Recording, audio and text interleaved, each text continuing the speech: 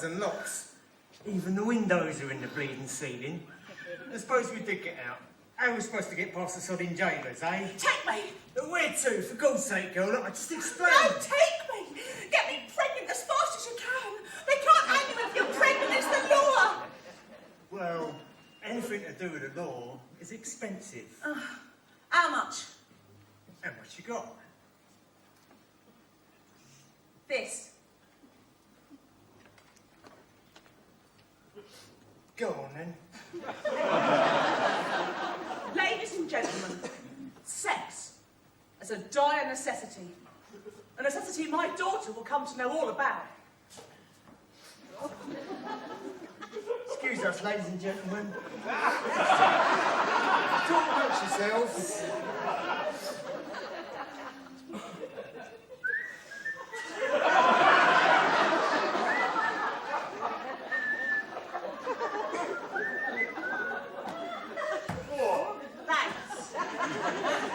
To oblige. Over and above the money involved, I rather enjoyed that. If it doesn't take, I'll be happy to give you a discount next time. And so my life is saved.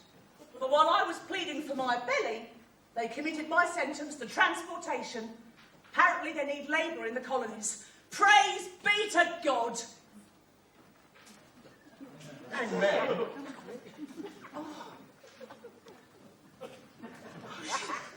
She's beautiful. And all there, all her little fingers and her little toes. All complete.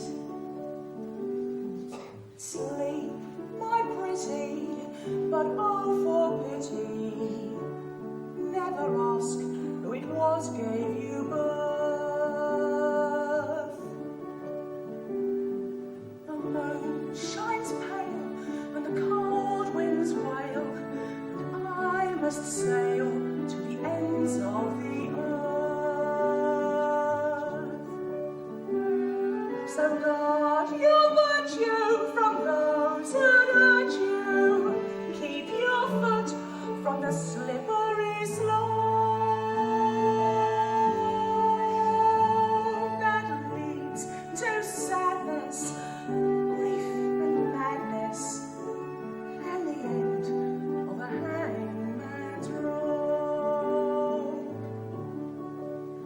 is, I can't take you with me. Not where I'm going. Not to the penal colonies of Virginia. I can't. Oh, little thing.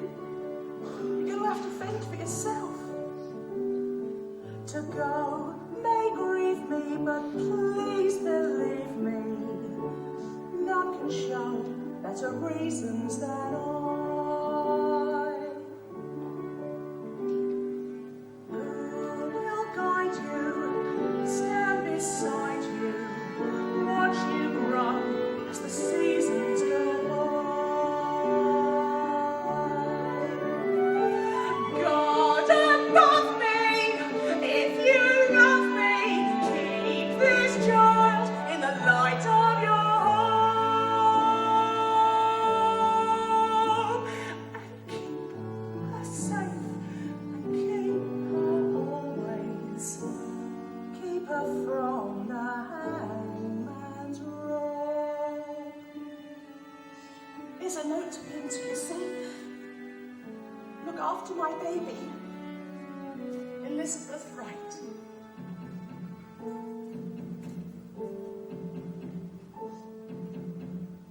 The drums are beating, life is fleeting. Take care, beware the hangman's rope.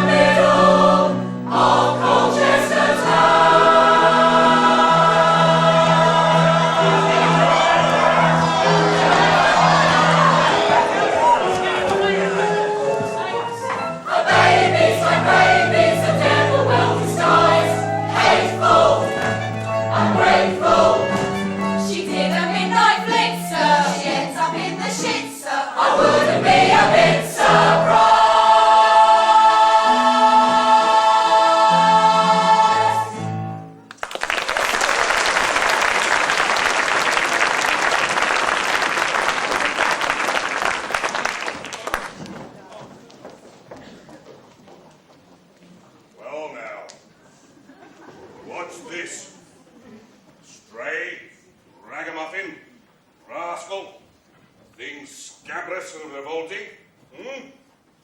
Who owns this thing? Come on. Ain't you got no home to go to? Oh dear me. No home. Well, what we do with strays is round them up and shut them up. We can't have the likes of you roaming the streets of Colchester, providing an eyesore and a terror for the good citizens what have elected me their Lord Mayor. It's the poorhouse for you. Nurse! I mean, keep an eye on you. Just coming, sir. And your joints this evening. Oh, a bit stiff.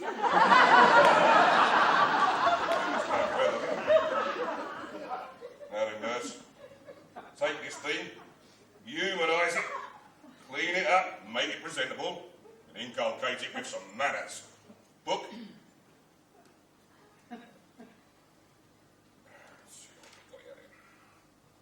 Item.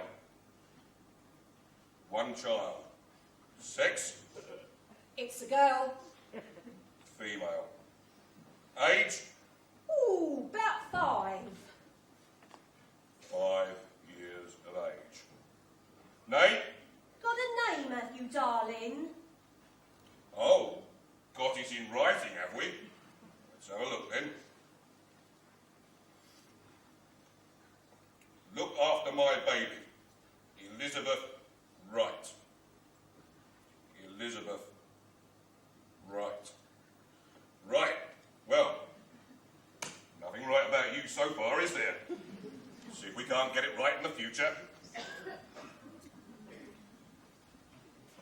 And so it is, ladies and gentlemen, until it is time for the child to be sent out into the world to earn her keep.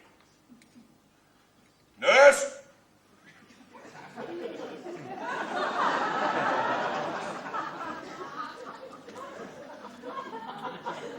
Nurse, the record says the child is 8.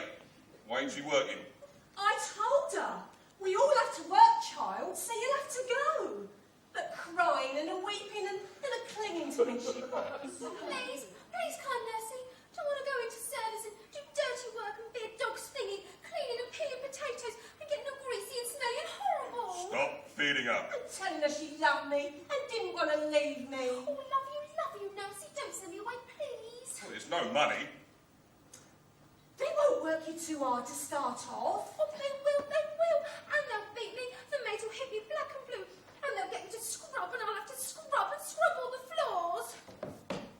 I'm only a little girl. Yes, and you've got to learn that your place in life is to be a servant. The sooner you get started, the better.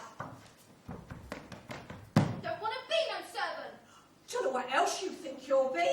A gentlewoman, I suppose. Oh, nursey, yes. What?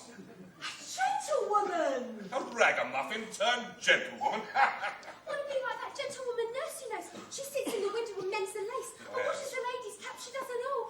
Oh, she's got her own living. Hush, child, that little whore with 2 poor bastards to feed. Oh, A gentlewoman. Wait till I tell the wife. oh, please, kind nursey, be good and work and sew and get money. She does make a neat stitch, sir, and she does go at it. Fair glutton for hard work, she is. She might get enough sewing to earn her keep. She's neat, you say.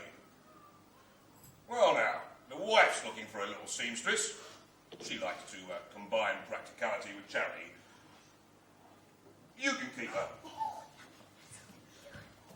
I'll tell the wife. And so it is, ladies and gentlemen, that Bess is taken up by some of the better class wives of Colchester. She lives with the nurse for the next 4 years, until the old woman dies. In that time, she does indeed prove that she is a neat little seamstress, taking on some small commissions for local milliners and dressmakers, and the nurse, in her goodness of heart, provides her with some basic education, reading and writing, arithmetic, that sort of thing. But time moves on.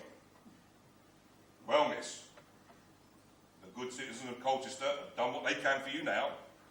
You're 12, you'll have to fend for yourself. Please, sir, my nurse kept my savings for me. So? Her daughter's taken everything. Well, I can't help that. I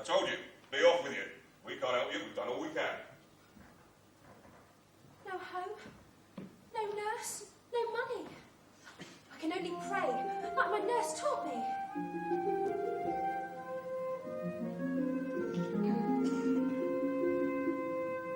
The gypsies once told me you lived on a mountain, a beautiful mountain, all rocky and wild. And nurse used to say that a prayer is an arrow, and none flies as straight as the prayer of a child. But a mountain is tall, and a voice is so small. Can a prayer lose its way? I suppose that it could. And if I should lose mine, then how far might I fall? So arrow, fly true, for I want to be good.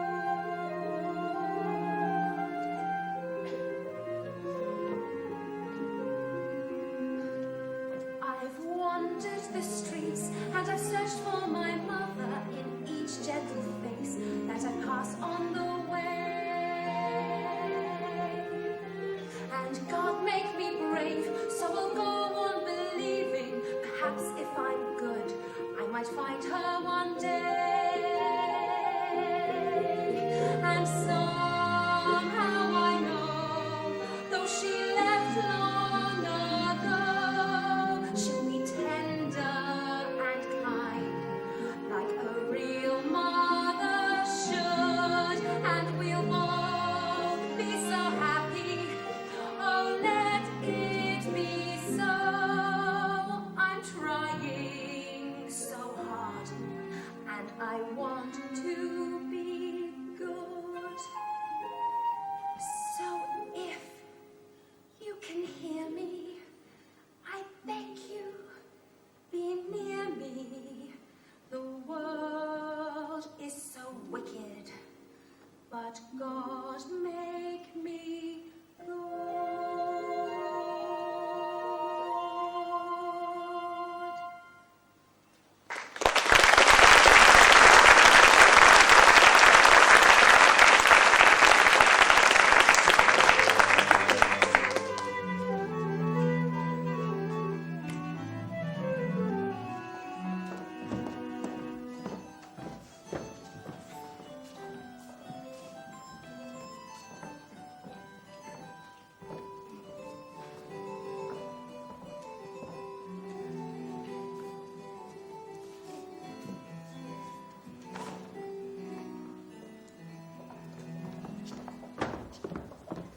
Belinda, we are going to have to find a new girl to do our sewing.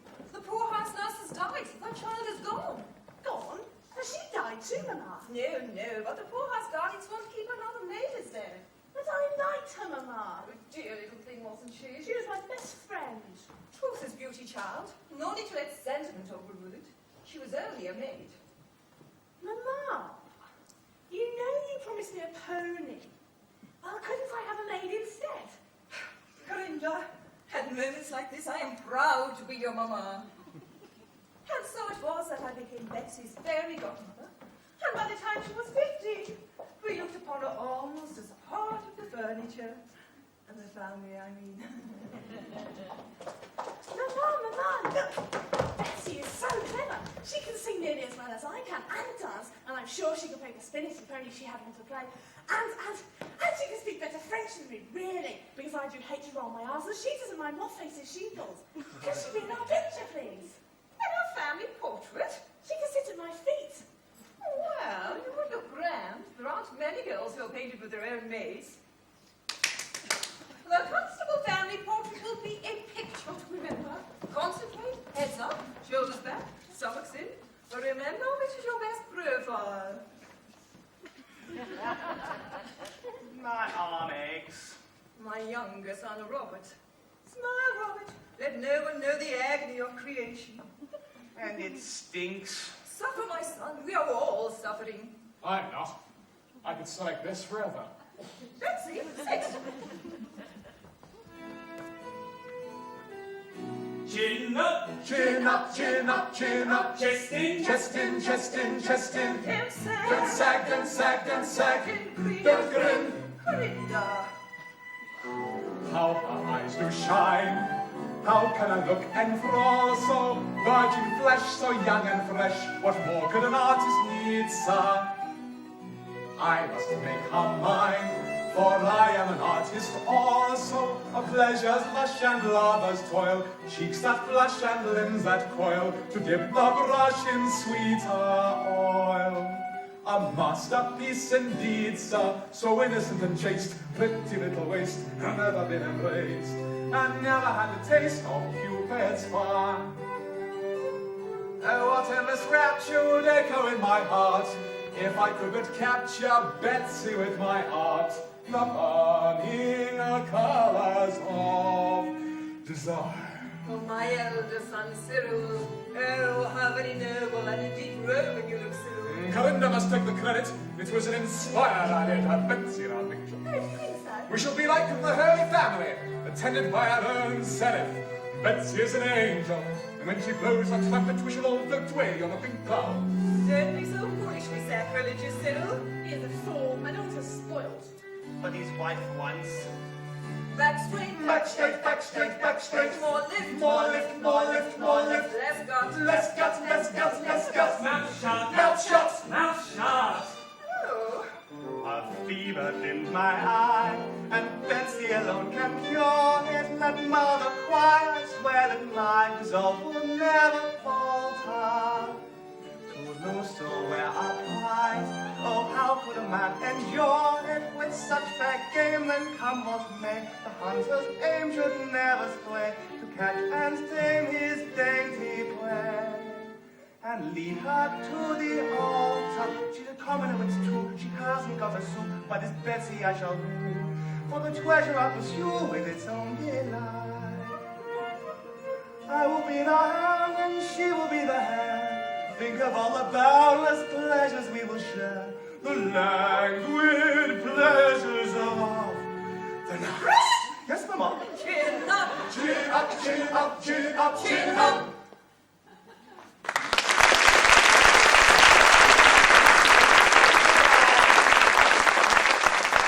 Betsy dear, run and fetch the bonbons. The whole town is talking of her. They say she deserves a rich husband. A rich husband, the girl is a maid. I'm sorry, Mama, but it's true. Truth is beauty, child, and like beauty it is often irrelevant. If a young woman has beauty, birth, breeding, wit, sense, manners, modesty, and all to an extreme, and yet she does not have money, then she is a nobody. Nothing but money recommends a woman. Gibberish. I beg your pardon. Absolute gibberish and unpardonable power what? No one could look at Betsy and think of money. She has the power to transform our dreary mercenary lives. Pretty maids can expect to be married before they're plain mistresses. Plain? If it comes to Take that back. it does, it does. Oh, children, children! Oh, Corinda! make him take it back. It's not fair. I hate him. I hate him. Corinda! Don't be so wastefully emotional. Think of your toilette. We cannot have a family portrait ruined by a blotchy face. Betsy, run and fetch your mistress of face powder and some rouge. Come along, Corinda. I am sad when they coronet me. Still, it is wondrous to be so praised.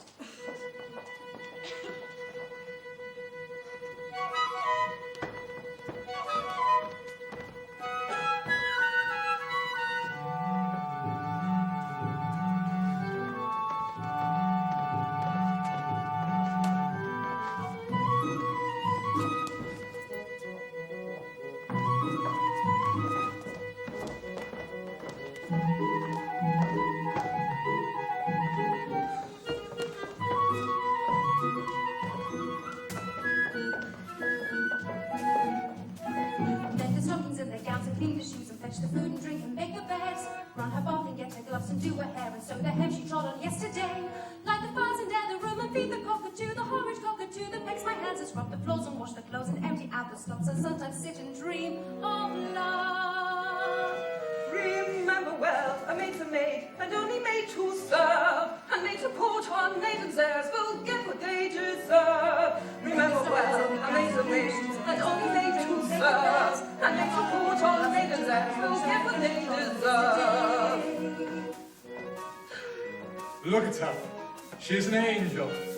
Will she answer my prayers? Betsy. What is it? Oh, Betsy! Master Cyril! What? May I lie in your lap? Master Cyril? I mean, my head in your lap. Did you think I meant country matters? I don't understand. You silly thing. It's Shakespeare. Poetry. Oh. I can be a poet too, you know.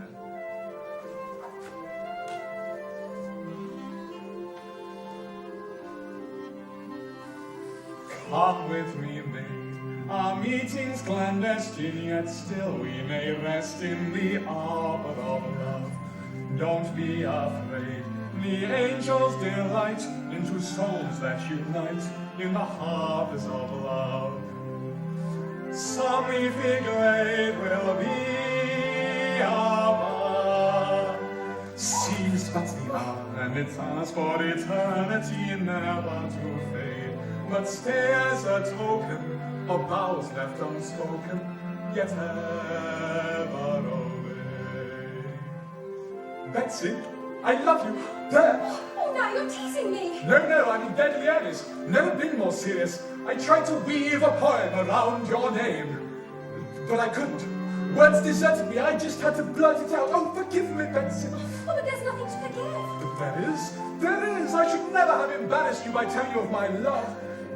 I do love you, you know. Oh, please. I'm sorry, Betsy. No man has ever told me he loves me before. What makes me feel giddy? My stomach's full of goldfish. My head is full of pink and white clouds. Oh, I want to hear him say it again. Oh, but no. Remember well, a maid's a maid, and only made to serve. And made to put on maidens' airs will get what they deserve. And so while maidens stockings in the gowns and the shoes of I haven't made so make the far. beds, I've made a vow I'll never do my rest hair until I until make I her yesterday.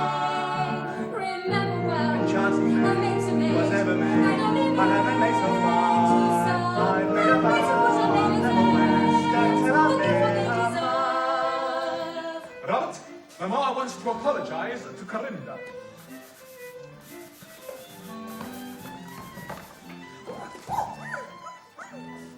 How can I make you believe I love you? 5 gold guineas? What? I want to give you a present. It's not much. Just something to show that I mean it. Please take them. Oh, please. Oh, it's beautiful. I've never seen gold before. Oh, it shines like the sun. Ah, this is torment! How can it be so cruel, Betsy? Cruel? Torment? I will run stark, staring mad for love of you, I swear it. Oh, say you care for me. Just a little. Oh, dear Master Cyril. I don't know. Trust me. Trust me. I adore you. Trust you. Sir, I am a maid, and maids often stray with a man who makes play with the lies of the world. But once she has strayed, a maid's brought to ruin, a whore through and through in the eyes of the world. Once she's betrayed, there's no redress. But sir, I confess, I'd say yes in a trice, but a price must be paid. If love is requited, then trolls must be plighted, and words must be weighed. Did you mend the stockings and the gowns and clean the shoes and fetch the food and drink and make the bed? Did you room my bath and fetch my gloves and his and of the hem I must have dropped off yesterday? Yes, I mend the stockings and the gowns and clean the shoes, I fetch the food and drink and make the bed. I bent the stockings off the gloves and not another hem I must have dropped yesterday. And I remember was then a reason that you're rich and old, how I used to do. And makes all torn feelings and now get what's on my knees. And I run and think of him and fetch and think of him and sweat and think of him. And even though I know I shouldn't stop, I cannot help but think of him. Who would blame me if I dream of love? I dream of love. Betsy, I want to marry you when I can. That is, when my pater dies and I come into my inheritance. Do you? And you will marry me, won't you? Yes. You will. I've got this for you. It's only more gold, I'm afraid. You've got to leave her. I am so Damn it! I love her, but I don't want to hurt her. She believes I'm going to marry her, and I believe it too. God knows I do. I can't wait that long. Dear Betsy, I'm not asking for anything. It's just that I'm in such pain. I don't want pity. I want... Perhaps it would afford me some relief to hold your hand, to touch you. Oh, touching is merely the physical expression of my love. Believe me, all I ask for is a union of our minds. Union. Oh, it sounds wonderful. And bodies. A solemn union. So easily swayed, some tender words tendered, her hymens are rendered an excellent trade. For promises made are made for breaking, when maids are for taking in love's masquerade. Would you marry a maid? Fair maid, I will. But first let's fulfill the sweet promise of paradise. Our hearts will be filled with a lifetime of paradise. Come with me, maid, and we shall savor the joys of love's flavor. So pray do not waver, but come, lie with me, maid.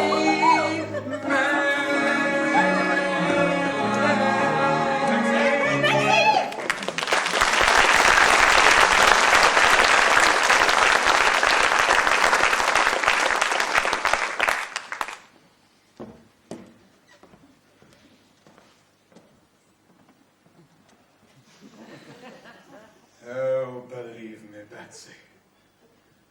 I'd ask to marry you now. Go down and beg on my bended knees. But I can't at the moment, because I haven't come into my inheritance yet. But what is marriage, dear Betsy? Piece of paper, formality. It is what is in our hearts and minds that matters. Heaven knows that already. Ladies and gentlemen, sex as a blood sport, the thrill of the chase, run to earth, in for the kill. However, now that our affair is established, I am surprising myself by continuing to enjoy it thoroughly. Although I am beginning to worry, in a desultory fashion, about the eventual outcome of it all. Dear Betsy sees a life of perpetual bliss spread out before us, like some magical oriental carpet. Whereas I, who have no intention of wedding her, begin to consider the danger the poor child stands in should the affair be discovered. She's young and, although no longer a virgin, innocent. Besides, I happen to be excessively fond of her, and have no wish to see her come to grief.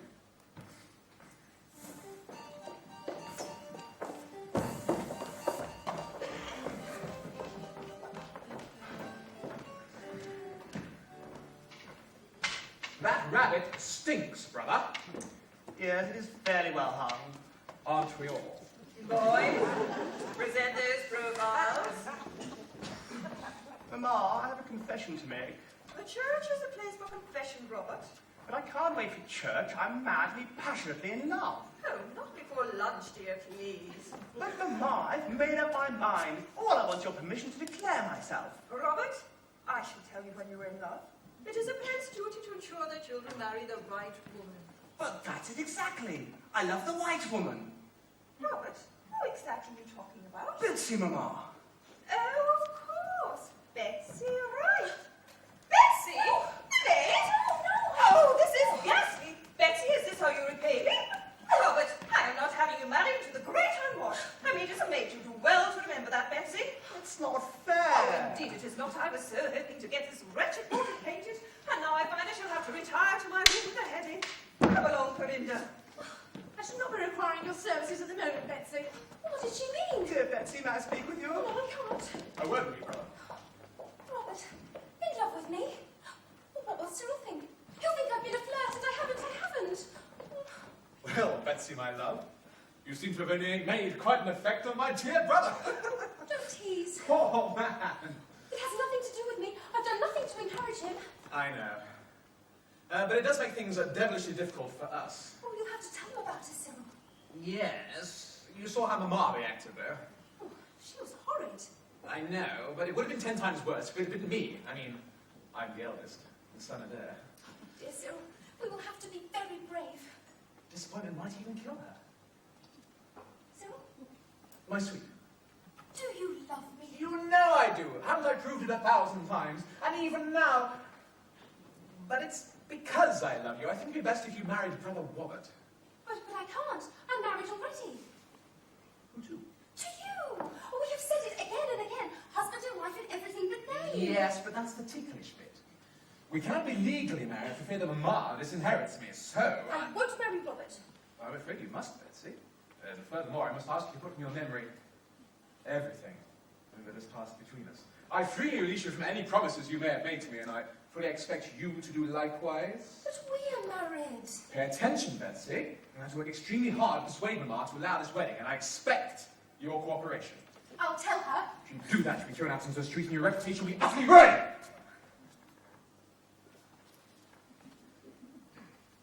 To make our separation easier to bear, if you are a good girl, I propose to give you a dowry of 500 guineas.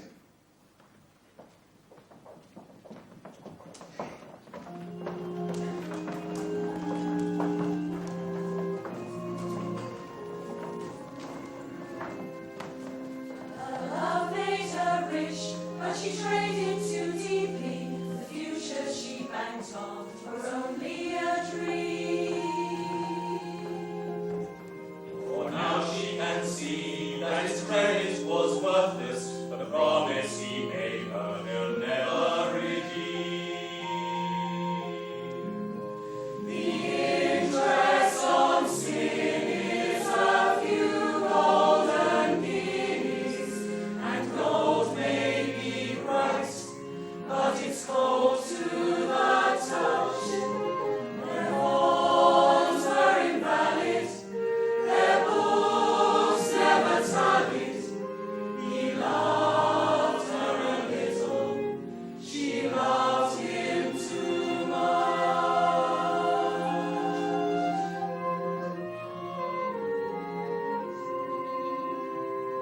She mortgaged her heart at too high a percentage, but now it's foreclosed, all her prospects are bare. Examine our deeds once before you withdraw love,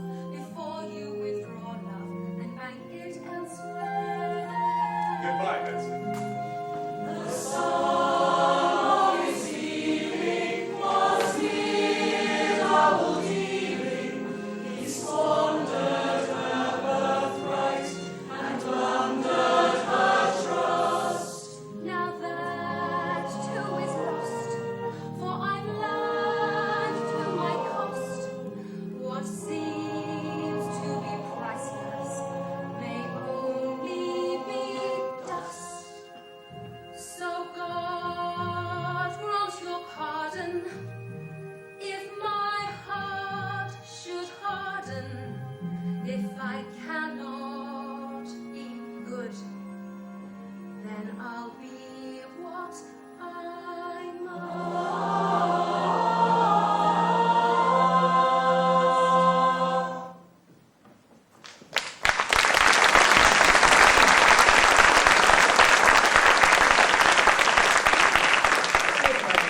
Sex as an integral part of holy matrimony, a wife's affair leading to the birth of children. In our case, 2. I'm living in a dream. In all respects, I behave as Robert's wife. But I feel nothing. How I come to have his children is almost a mystery to me. When I lie beside him, I can see only the face of his brother. Oh, dear God in heaven, why do you make me nightly commit adultery, incest, and bigamy? When will you set me free? Sad to say, our family portrait was never completed. We had just included the charming heiress who had become dear Cyril's bride when Robert fell ill and died. Poor Bessie is heartbroken. She finds his children a constant reproach, so I, for one, am not surprised that she's settling them on me and going to live in London.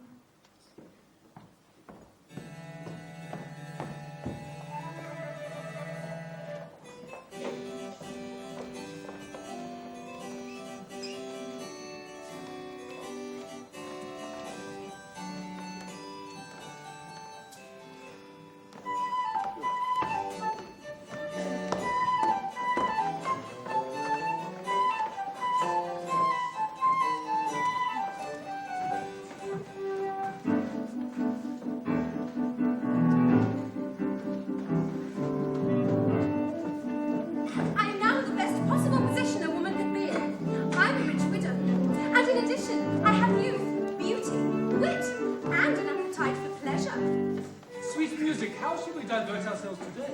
A trip to the Spring Gardens at Vauxhall? Dear lady, would you care to accompany me to Hyde Park, where we might find a telescope and perhaps catch a glimpse of a royal personage? Mrs. Constable, may I tempt you to visit my civic sanctuary? I'm sure you find it fascinating. Life is one continual round of solicitations, like living in a mask at the opera. Your heart is a place that a queen might prize, for a garter to place on the queen flies, to attract it a kite, so a fitting is fitting. So lift up your skirt and I'll take your side. Though, sir, your suggestion might tempt me to sin, I'm not a young virgin so easy to win. But virginity's queer, once you lose it, my dear, you can still use the box that you kept.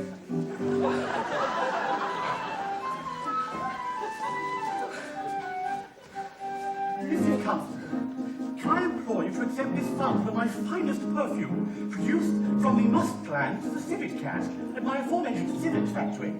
Perfume from cats? Oh, the gland of a civet is wondrous rare, and a civet's activities fill the air. I planned to expand, but the backing was lacking. Invest, and I'll make you a millionaire. I thank you, good sir, for your kind guarantees, but where are these glands, would you tell me, please? Do come and inspect them, they're just by the rectum, and if you behave, you can have a squeeze.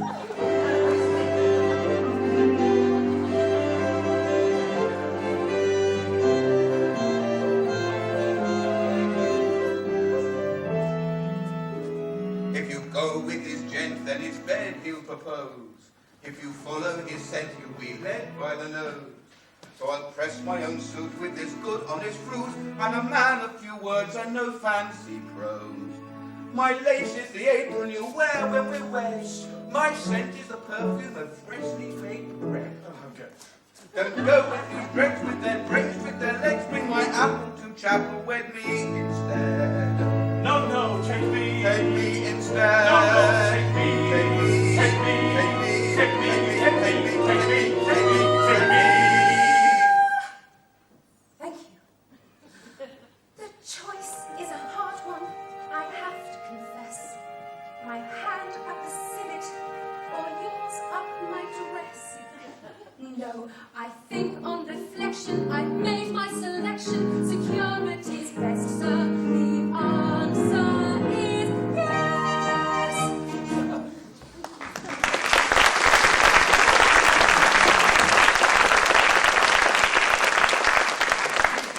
Ladies and gentlemen, sex at the corner shop, fair trading and no short measure. The only problem is, with all her extra money, I've grown extravagant, imagining myself to be a man of property rather than a mere tradesman. She may have nothing against trade, but I do. So I've taken up playing cards with the gentry. And now, here I am, 3 years later, in prison on account of me gambling debt. All the money's gone, hers as well as mine. I suppose I ought to write to her. Dear wife, sorry about this letter, but we're ruined. All I can say is it was fun while it lasted. Undoubtedly, the best thing for us to do is for us to forget that we were ever married.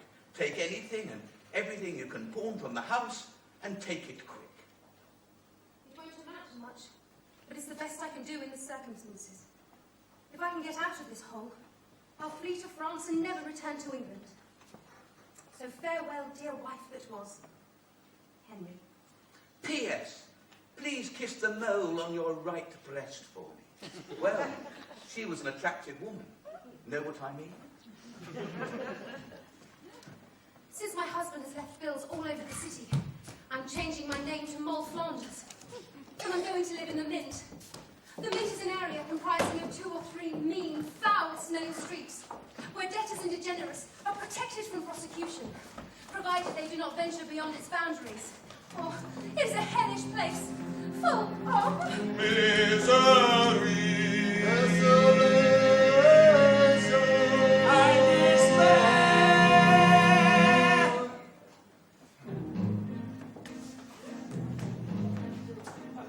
When your debts leave you skint, you end up in the Mint with the scoundrels, cutthroats, bookworms, and knaves.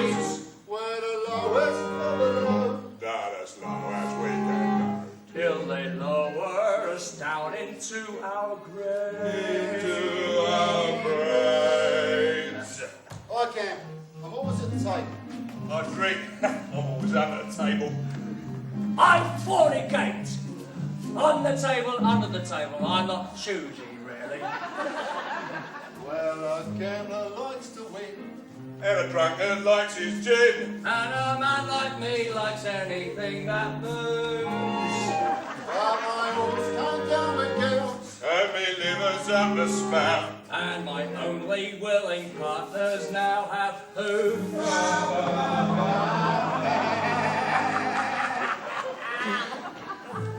I have the greatest difficulty in avoiding the company of such men. I have found they take pleasure in paying for supper with a lady, even if that very day their wives have been begging them to provide a crust to feed their own children. Imagine my joy at meeting Lucy.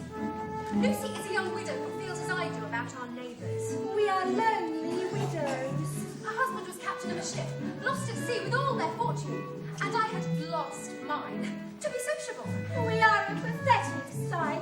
Dear Lucy, what has happened to us is a miscarriage of natural justice. It is not our fault that we're surrounded by Misery. And despair.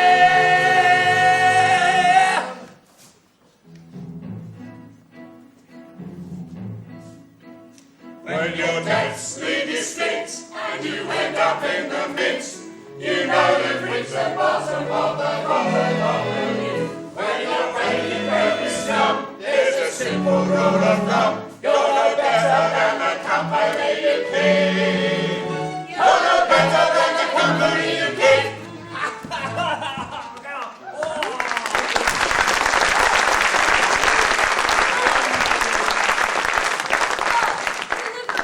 All my husband's fortune was not lost with him. I still have money. what luck for you. And you too, Moll. Come with me. I aim to find myself another husband. Let's to the seaside.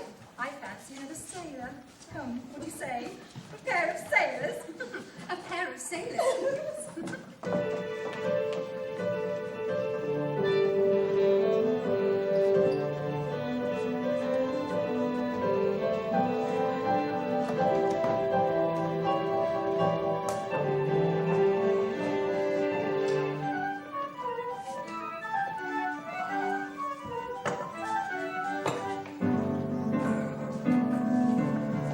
Of a sailor ain't grand, boys, when you're 6 months away from the land, boys. And frustration increases, your only release is hard work. Or the palm of your hand, boys. It's not very pleasant, it's true.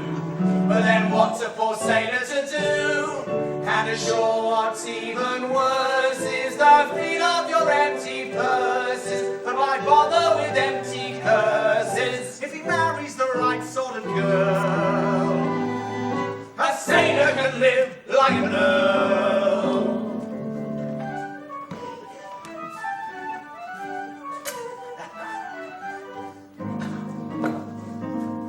So we'll sink a schooner of water and wink at some gentleman's daughter, And then at last we'll ride on us between the wind and the water. a woman will keep you warm.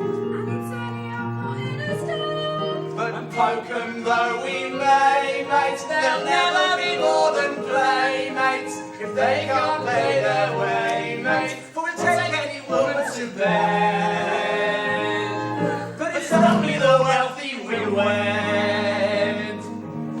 Home at last. Landlord. I'm a tobacco planter, always British as a bulldog, but born in the colonies. And this is my first time home. What's it like? Small, wet, cold. Smells of cow shit. But are the natives friendly? Not so as you notice. They don't take much to tobacco planters. Same as they don't take much to sailors. Why? Oh, we're beneath them. We risk our lives to make them wealthy, and they laugh at the way we talk and call us uncouth. Well, I intend to rob me a bit of their complacency. Get me a rich wife before I set sail again. She can buy me a new boat. Oh, well, she have to. The old one's past repairing. That's what I'm after too. A fine wife with a rich dowry. Hey, 10 guineas say I fetch up with one before you get a sniff. Done. Hey, and I'll see the larboard too. Hey, man the guns. Sailors. Mom? Oh.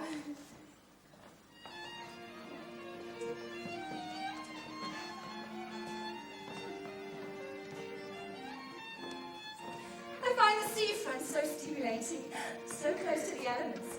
And you have actually been out there, on the seas, tempting Providence. You must be so brave. You say so, Mom? I find the wild ocean so compelling. It puts me in minds of mermaids and lost treasure, and piratical young men who sweep one off one's feet. Well, allow me, Mom. Oh! How masterful. But first I must inquire as to your fortune. I do hope you're one of those pirates who are simply dripping with precious stones. I'm a proud pirate, Mum. Proud to sail beneath one flag. Flag of honour. But honour can make a hard bed for a bride to lie in. A little money might serve as a bolster. You, sir, have questioned me in great detail about my fortune. Would you have me pursue an empty vessel? Would you have me surrender to a rowing boat? A rowing boat! You seem to forget, Mom, that I am a man, and you and me a woman. In plain terms, you must accept my word on such matters, or lose me altogether. Good day, Mom. Oh. No fortune. Save my looks, my accomplishments, which are many, and my pleasing temperament. I would make you an excellent wife. Yes, but you lack the one quality which would endure you to me. Gold. Farewell. Come on, let's go fishing more abundant waters. Aye, there are only minnows here.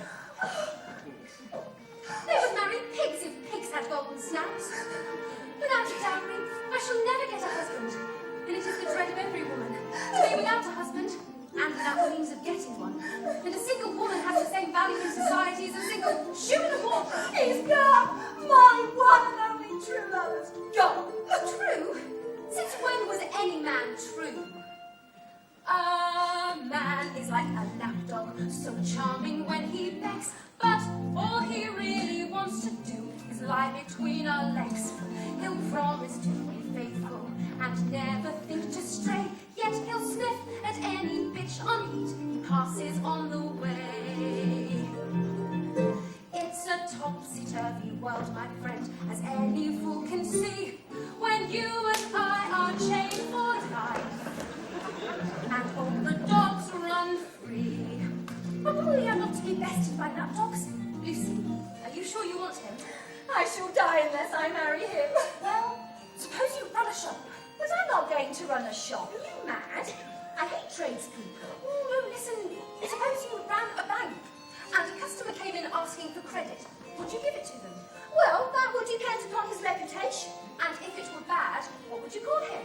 Uncreditworthy. Precisely. So inform the world he refuses to tell you the size of his fortune, because he hasn't got one. No one will contemplate marrying him then. And he will hate me.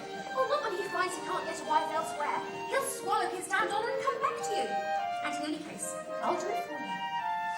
Ladies. Her wedding's off, a good thing too, for if he ups and dies, he wouldn't have a penny piece to place upon his eyes. The sweets he bought were mouldy, her engagement ring was paste, his clothes are torn or else in pawn, his credit is disgraced. So shun this fine young buccaneer, whatever else you do, himself is ruined on his own. Don't let him ruin you. Now, it's my turn. What? My friend's as rich as Greaser's with fine plate on every shelf, but she's found she'll only wed a man who loves her for herself. So she keeps her wealth a secret from the fortune-hunting boors. But if you were to marry her, fortune would be yours. So take my tip and woo her well, a task you won't regret. Convince her that you love her and you'll be a rich man yet. I don't understand it. No one will marry me. Dear lady, at last I found you again. Hello? But you know I have no money. Look, about my fortune.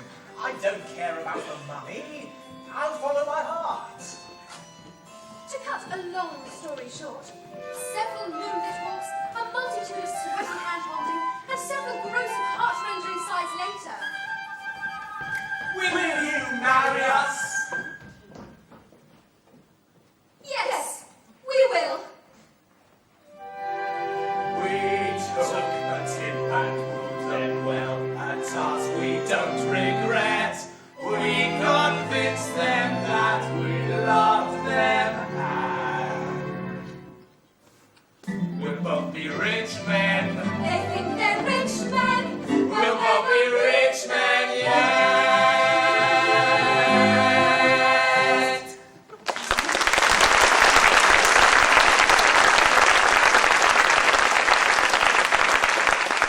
Ladies and gentlemen, sex in return for the expectation of plenty. My dear, I thought we'd take a house in London for the season. Won't that be rather expensive? Oh, leave it to me. But now that we're married, I think perhaps I'd better take care of our joint fortunes. I agree. You do? Well, of course. Oh, well, what have you got for me? Nothing, you know that. But she said... Well, you shouldn't listen to rumour when love is concerned, my dear. Follow your heart. Then how else can we afford to live in this damned expensive hole? On your money? Oh, what I've got might keep us in Virginia. Well, that's out of the question for a fine lady like yourself. But I'm not a fine lady, Jerry. I'm a tobacco planter's wife. Well, Virginia it is then.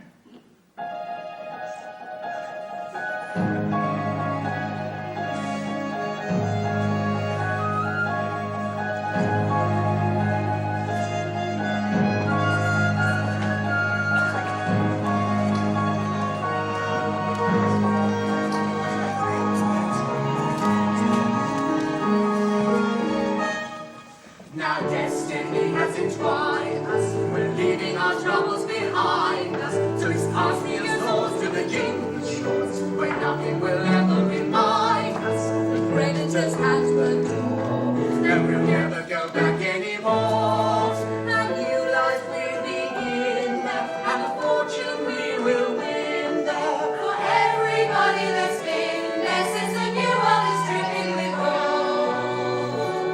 gold, which is more than you'd say of the old.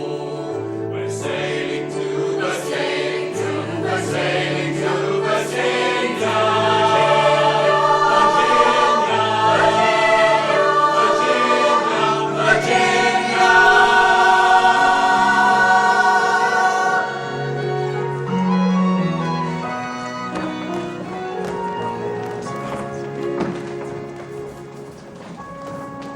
Welcome home, son. Mother! Virginia, America, the new world, land of enterprise. Mother, this is my wife. Mom, this is my mother. What a beautiful woman. My wife and my mother are instant friends. Oh, it seems to me I have all life's riches. I can't imagine being happier. And then our children are born, and I am.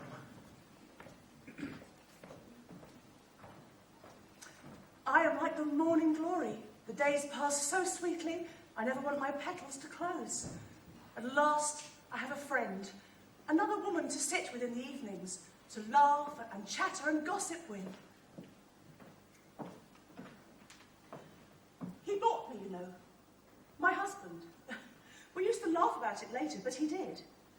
Soon after I arrived to serve out my sentence, I was the one he chose. And did he come here as a convict? Your husband? Yes, we were all convicts, except Jerry, of course. He's second generation. But his father was very respectable by the time we met. He'd served out his sentence, bought a piece of land, worked really hard, and that accumulated to another piece of land, and then another, and then another. Things just seem to accumulate out here. Everything seems possible. There's so much light and space, and enough food to go around if you're prepared to work for it.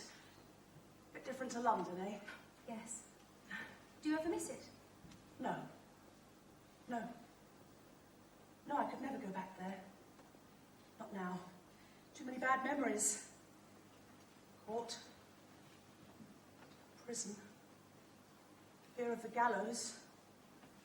And everything else. The gallows? Yes. I was sentenced to death for stealing a roll of cloth. Well, how did you escape? Escape? Oh, there was no escape. Even the windows were in the bleeding ceiling.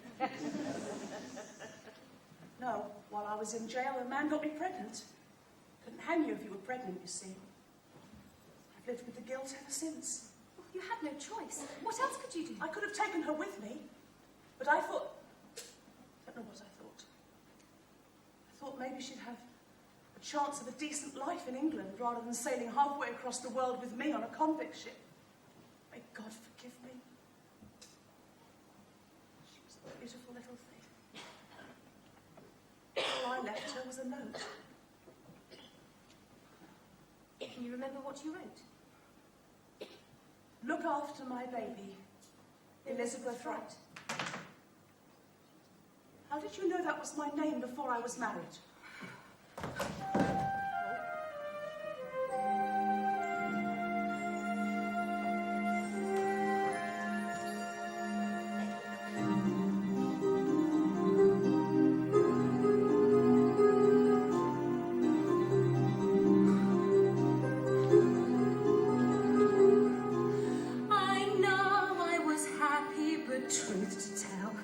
I knew that my luck wouldn't last. Any fool can escape from a prison cell, but no one escapes from their past. You gave up your child, and that child was me. My children in turn I must quit. To be queen and be shame in society is one sin that I'll never commit. But I still sin so deeply, dear mother, and the thought of it fills me with dread. What words can I say to my brother? Now incest has blighted our bed. Oh Lord, how my crimes have come back to me. The circle has turned to its start. To lose you but once was like agony. Twice thou wilt tear me apart. I vowed as a child I would search for you and see how God answers my prayer. But we all have to pay for the things we do, though the price may be too high to bear. So I beg you, don't cry for me, mother, for your tears cut as sharp as a knife. Just say what I was to my brother. My daughter. His bride, yes, but never his wife.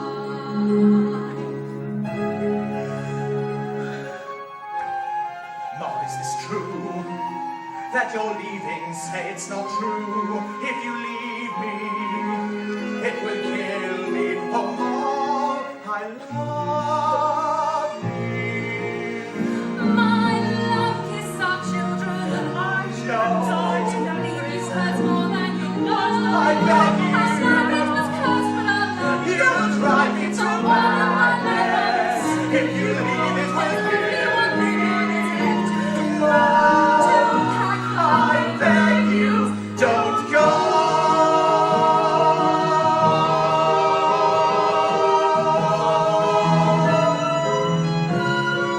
Oh, Mother, I must go at once, but I need your help. Money, a cargo of tobacco, anything to stop me from serving in England. Moll, no. Oh, I must leave to protect all our reputations, dear Jerry. But no one need ever know. Besides, I have no legal standing as your wife. You could cast me aside at any time. There's no security for me anymore. Oh, brother. Not brother. Husband. Oh, don't, Jerry. My love. No, John! No, son! What is right? You will turn her affection to hate. What we have done is a sin. It's a sin against God. Then there is no God.